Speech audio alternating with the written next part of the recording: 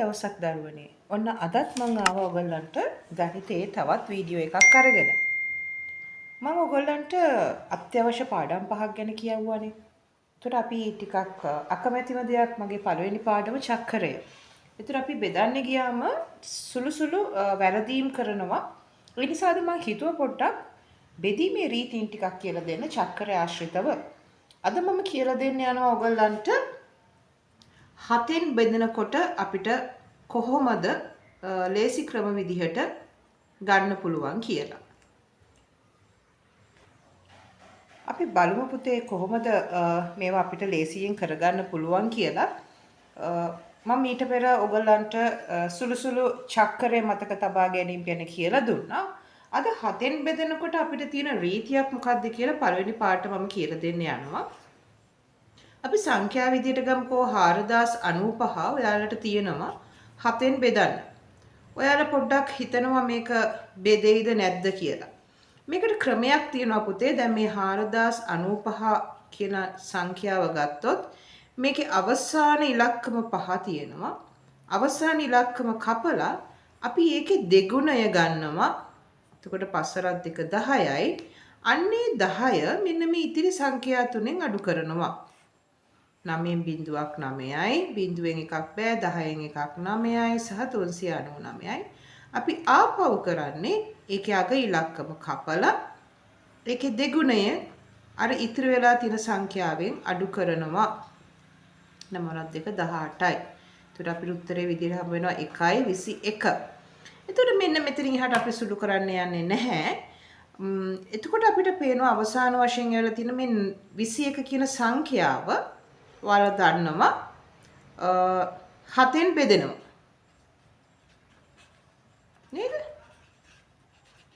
එහෙනම් මේ අවසාන සංඛ්‍යාව 7න් බෙදෙනවා නම් අනිවාර්යයෙන්ම පුතේ අපිට දුන්න 4095 කියන අංකය ඉතිරි නැතිව 7න් බෙදෙනවා. පැහැදිලි නේද? අපි බලමු නේද තවත් ගානක් කොහොමද මේක කරන්නේ කියලා.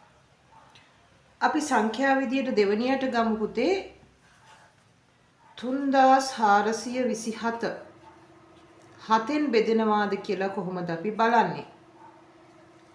එහෙනම් දැන් මොකද ඉස්සෙල්ලම කරන්න ඕනේ? 3427 අවසාන ඉලක්කම කපලා ඒකේ දෙගුණය ගන්නවා.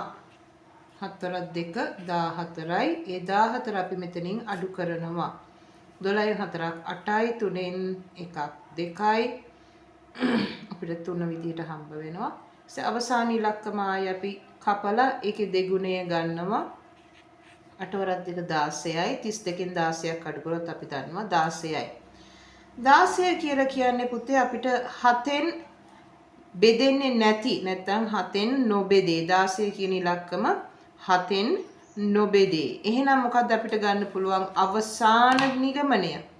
3427 කියන සංඛ්‍යාව කිසි විටකත් 7න් නොබෙදේ නැත්නම් බෙදෙන්නේ නැහැ. පැහැදිලි වුණාද පුතේ?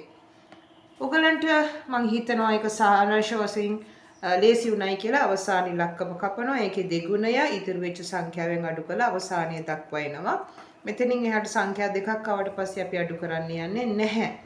ඔයගලන්ට මම ක්‍රියාකාරකමක් විදියට දෙනවා සංඛ්‍යාව 21087 මට කියන්න පුතේ 7න් බෙදන්න පුළුවන්ද කියලා ඔයාලා චෙක් කරලා කමෙන්ට් සෙක්ෂන් එකේ මට දාන්න.